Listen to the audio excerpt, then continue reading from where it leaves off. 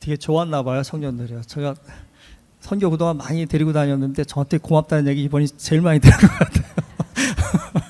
별로 그렇게 고맙다는 소리 별로 안 했었는데, 사실 이번 청년 방콕 수련회는 선교 수련회는 이제까지 다닌 선교 중에 아마 가장 럭셔리하고 가장 잘 놀고 온 선교인 것 같습니다.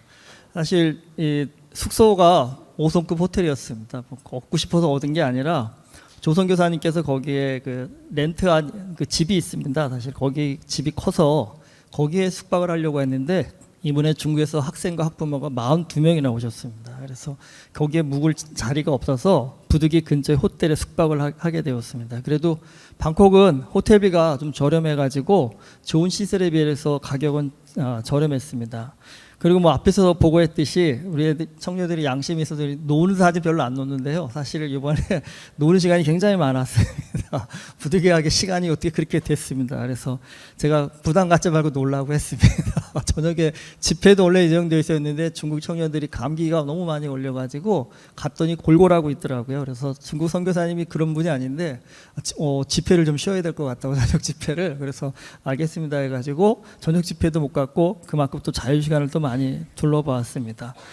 사실 이 방콕이 이 브리즈번 사람한테는 정말 너무 화려한 도시더라고요. 그러니까 시골 촌녀석들이 정말 서울에 가서 구경한 거랑 비슷한 그런 느낌이었습니다. 정말 먹고 마시고 즐기기에 최적화된 도시가 방콕인 것 같습니다. 아까 사진에도 잠깐 나왔지만 마지막 날 밤에 방콕 시내를 가로지르는 그 짜오프라야 강에서 크루즈를 탔는데, 예, 청년들의 얼굴이 얼마나 밝던지 그 사진을 좀 찍어서 보여드렸어야 되는데, 아까 상하 모습만 보셔도 알겠죠. 굉장히 업되어 가지고요, 너무 즐거워하더라고요. 그리고 그냥 저 가만히 서 있는데 효빈이가 불쑥 와가지고 목사님 감사합니다 90도로 인사하고 가더라고요. 그래서 왜? 너무 행복하고 좋은 시간이었다라고 그렇게 얘기하더라고요. 그래도 청년들이 양심이 좀 있어가지고, 목사님 선교가 이렇게까지 재밌어도 되나요?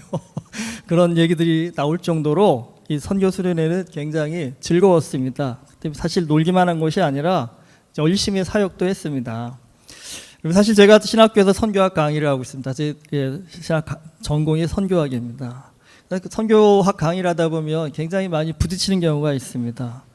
선교학 강의에 들어오신 분들이 열정이 뜨거우신 분들입니다. 그래서 대부분 어떤 생각을 하시냐면 선교를 굉장히 엄숙하고 굉장히 무겁게 받아들이십니다. 그리고 선교하면 삶의 모든 것을 바쳐야 하는 엄청난 사역이라고 생각하십니다. 그리고 선교하면 항상 따라오는 게 순교, 여기까지 생각하시더라고요. 그래서 이렇게 무거운 분들한테 선교학 강의를 하는데 제가 무겁지 않게 강의를 하니까 좀 불만을 토로하시는 분도 있습니다. 그렇게 선교하는 게 정말 맞습니까? 근데 여러분, 진짜 선교 현장을 가보면요, 선교사님들이 하루 24시간 사역에만 집중하실까요? 여러분, 그렇게 사역하시면 선교사님도 사람인지라 오래 못 사십니다. 그리고 금방 지치십니다. 제가 다녀본 선교지에서 좋은 선교사는 24시간 기도하고 말씀 보고 전도만 하시는 분이 좋은 선교사가 아니라, 진짜 좋은 선교사는요, 그들 옆에서요, 같이 먹고 같이 자면서 평범하게 일상을 정말 잘 살아내시는 분들입니다. 선교사로서, 목사로서 특별하게 사는 것이 아니라 그들의 이웃으로서 그냥 일상을 잘 소화해낼 수 있는 분, 그러면서 이웃의 어려움과 아픔을 함께 공유하면서 그들에게 먼저 손 내밀어 줄 수 있는 분, 여러분, 그런 분들이 선교를 오랫동안 지속적으로 잘 하십니다. 사실 이게 짧은 시간 선교를 가다 보면 많은 분들이 처음부터 끝까지 좀 고생을 해야 좀 좋은 선교가 아닌가라는 그런 생각들을 하십니다. 근데 여러분, 일생에 딱 한 번만 가는 선교라고 한다면 시작부터 끝까지 고생하셔도 괜찮습니다. 하지만 저희가 추구하는 선교는 한 번 가고 끝내는 선교가 아니라 지속적인 선교입니다. 여러분, 아이한테 하루 한 끼에 모든 음식 다 해주고 이거 먹고 잘 살아 한다면 그거 좋은 부모 아닙니다.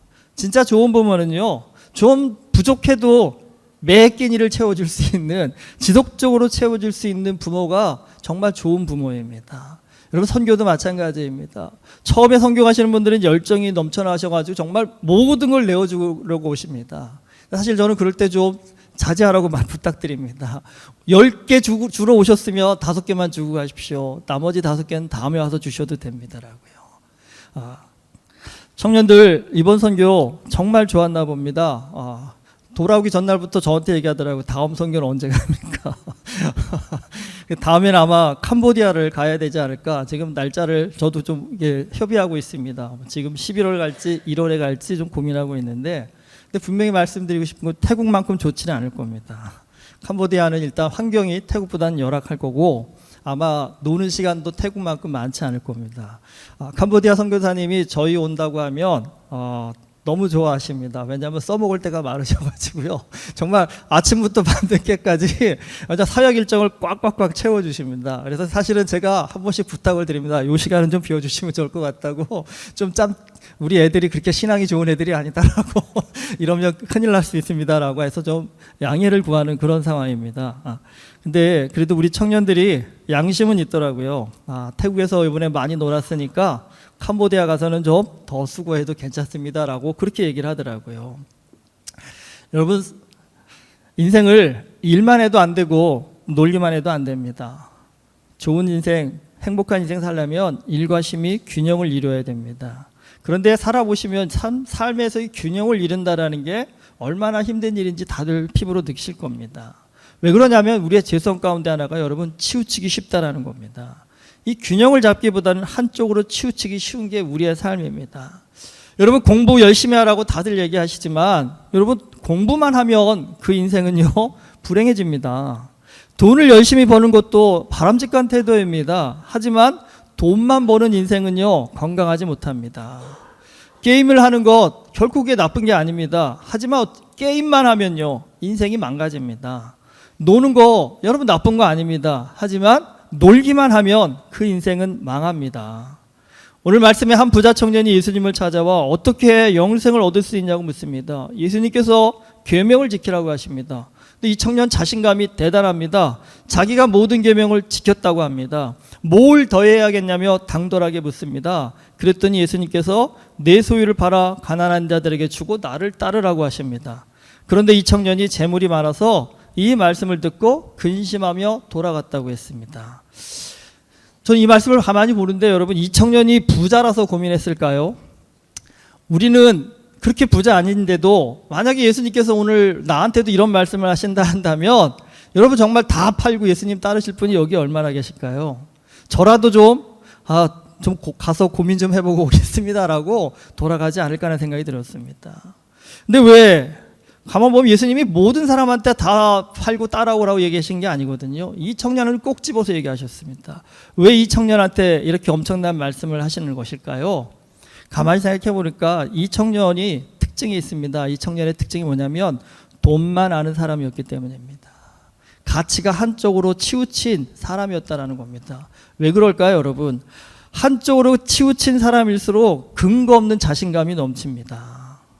여러분 이거는 세상 사는 것뿐만 아니라 신앙생활에도 마찬가지입니다. 기도만 해야 된다고 강조하는 분도 종종 있습니다. 예배만 드려야 된다고 강조하는 분들도 있습니다. 24시간 예배 드려야 된다고 하는데 틀린 말은 아니지만 여러분 어떻게 24시간 매번 이렇게 모여서 예배만 드리고 살겠습니까? 그 삶은 잘못된 삶입니다. 먹기도 해야 되고 잠도 자야 되고 일도 해야 되는 게 그게 인생이라는 겁니다. 근데 한번 치우친 사람들은 근거 없는 자신감이 생겼다고 그러겠죠. 여러분 기도만 하다 보면 자기가 대단한 신앙인이라고 착각하는 분들이 굉장히 많습니다. 그리고 돈만 아는 사람들은 모든 가치의 기준이 돈이기에 정말 자기가 가진 돈에 비해서 정말 말도 안 되는 작은 돈을 이웃을 돕는 일에 쓰면서도 무슨 착각을 할까요? 자기가 굉장히 많은 헌신을 했다, 수고를 했다라고 그렇게 생각한다는 겁니다. 이 청년이 이런 치우친 가치관의 소유자임을 오늘 말씀을 통해 알 수 있습니다. 계명을 다 지켰다라고 얘기합니다. 근데 여러분 진짜 자세히 들여다보면 다 지켰을까요? 아니요. 못 지킨 부분 분명히 있을 겁니다. 그럼에도 불구하고 이 청년은요. 자기는 이 정도만 해도 충분히 대단히 많은 일을 했다라고 착각을 하고 있는 겁니다. 사실 성경에 이 사람과 비슷한 사람이 삭개오가 나옵니다. 근데 삭개오도 굉장히 부자였습니다. 그런데 삭개오는 자신의 재산의 일부만 이웃에게 나눠주겠다고 얘기합니다.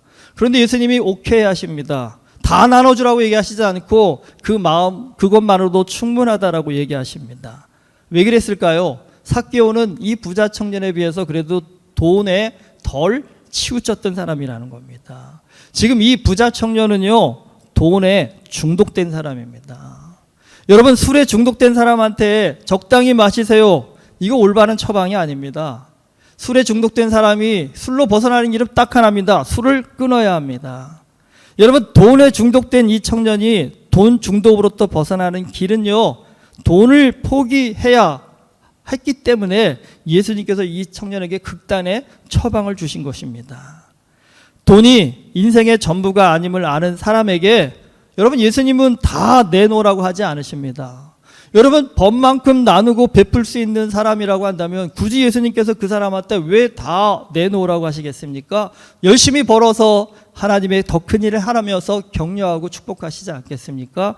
하지만 수억을 벌어가지고 정말 작은 돈 하나 이웃을 위해 나눠주고 난 할 만큼 했어라고 생각하는 사람이라 한다면 여러분, 이 사람은 그 돈을 포기하지 않는 한 하나님 나라의 가치를 결코 볼 수 없는 어리석은 삶에 머물러 있을 것입니다. 이 부자 청년의 문제는 돈만 아는 사람이었다라는 겁니다. 여러분, 오늘 이 청년만 그럴까요? 오늘 나는 무엇만 알고 사는 사람인가요? 여러분, 신앙도 그렇고 삶도 그렇고 균형을 이룰 때 건강합니다.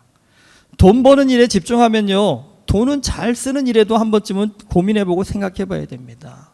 내 행복을 위해 열심을 낸다면 남의 행복을 위해서도 헌신할 수 있는 그런 믿음의 태도를 가져야 됩니다.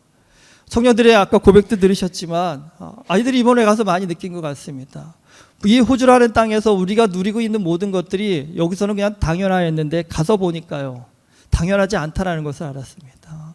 우리의 이 삶의 환경이 그냥 주어진 것인 줄 알았는데 엄청난 축복이라는 것을 배웠습니다. 글쎄요, 그래도 말로나마 그 축복을 좀 나눌 수 있는 사람이 되겠다라는 말을 듣고 제 마음까지도 좀 감사하더라고요. 말로나마 저렇게 했으니 저 말을 분명히 하나님이 듣고 계실 거고요. 저들은 이제 하나님 어떻게든지 코 깨셔서 저 삶을 살도록 만드시지 않을까라는 생각이 듭니다.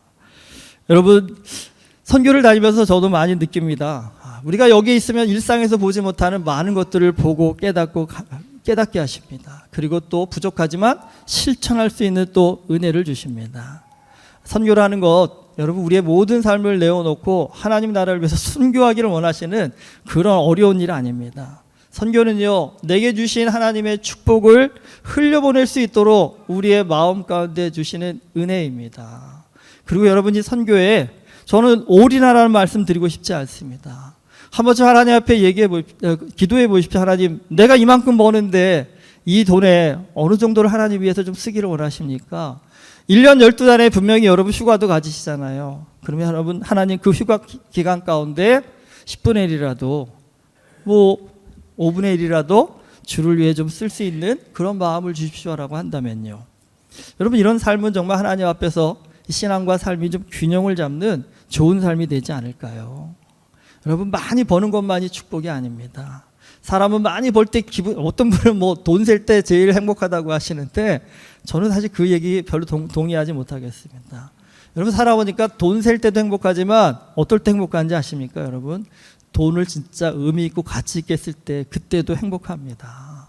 여러분, 선교제에 가서 사실 돈 쓸 일 많더라고요. 그러니까 저희 교회의 어떤 규모에 비해서 많은 돈을 쓰고 왔습니다. 이번에 1월 달에 저희 재정 보니까 적자 났더라고요. 저희가 적자 잘 안 나거든요. 근데 이번에 적자 났습니다. 물론 몇만 불 적자 난 거 아니라 몇천 불 정도 적자 났습니다. 근데 여러분, 그렇게 쓰고 왔는데 기분이 좋더라고요. 감사하더라고요. 우리 같이 부족한 사람들이 이렇게 누군가를 위해서 나눌 수 있다라는 것, 섬길 수 있다라는 것, 그리고 또 이렇게 우리에게 은혜를 주셨다라는 것이 감사하더라고요. 태국 현지에 가서 방콕 한인교회 청년들을 만났는데 한결같이 얘기하더라고요. 호주 가보고 싶어요 라고. 근데 다 올 엄두를 못 내더라고요. 그 태국 현지 교회 목사님도 그렇고 조 선교사님도 그렇고 청년들이 저희가 교회에서 무슨 돈 지원해줘서 온 줄 알더라고요. 그래서 비행기값 다 자기 자비로 샀습니다 그랬더니 너무 기특해 하시더라고요. 어떻게 청년들이 그 비싼 비행기 값을 자기 돈으로 내고 오느냐 하면서 특별히 방콕 한인교회 담임 목사님께서 너무 감동을 하시더라고요. 그래서 속으로 그렇게 감동받으실 일이 아닌데 우리 청년 애들이 물론 큰 돈을 썼지만 이곳에서 그 돈 버는 일이 태국 현지의 청년들이 비행기값 모으려고 애쓰는 것에 비하면 우리는 훨씬 덜 수고를 해도 그 돈을 모을 수 있는 여건과 환경을 주셨습니다.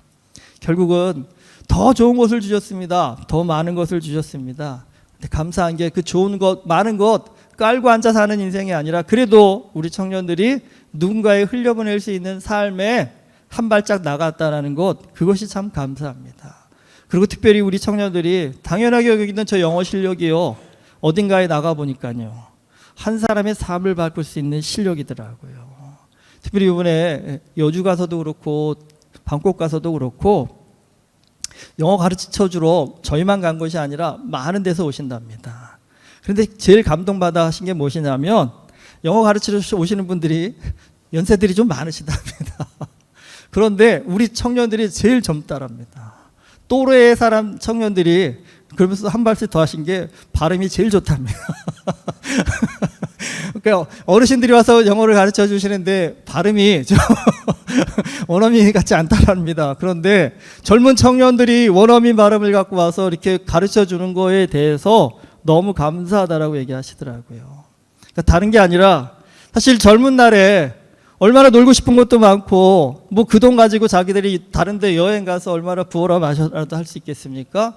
그런데 그 젊은 청년들이 그러한 노는 일에만 빠지지 않고 자기들이 수고하고 헌신하여서 함께 와서 어울려 줬다라는 것, 같이 와서 섬겨 주었다라는 것, 그것만으로도 감사하고 기쁘다라고 그렇게 얘기를 하시더라고요.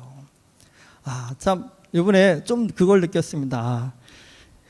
젊음을 드리는 것도 하나님이 참 기뻐하시는구나 생각이 듭니다. 우리가 나이가 들어서 선교하는 것도 참 좋은 일이긴 하지만 청년의 때 저렇게 자신의 젊음을 드리는 것이 훨씬 더 하나님이 기뻐하시고 훨씬 더 많은 일을 할 수 있겠다라는 생각이 들었습니다. 그렇다고 우리 뭐 장년들이 할 일이 없다는 게 아니라 저 친구들 더 많이 나갈 수 있도록 뒤에서 서포트하고 좀 밀어주는 일을 우리가 해야 되지 않을까라는 생각이 들었습니다. 여러분, 항상 다녀올 때마다 청년들의 저 간증을 들으면 엄청난 변화가 일어날 거라는 기대감을 갖습니다. 그런데 조금 시간이 지나면 그 감격과 기대는 다 어디 가고 또 예전에 송여빈, 박상화, 남윤주로 돌아오는 모습을 그동안 계속 반복해 왔지만 그런데 여러분 분명한 것은 그래도 한 뼘씩 한 뼘씩 자라가고 있다는 것입니다. 이번 선교 수련회를 준비하면서 한국에서 오신 두란노교회 목사님하고도 잠깐 얘기를 했지만 우리 청년들이 그래도 여러분 여기서 볼 때는 애 같고 참 제대로 하나 하고 싶은데 나가서 보니까요 그래도 의연하게 잘하더라고요.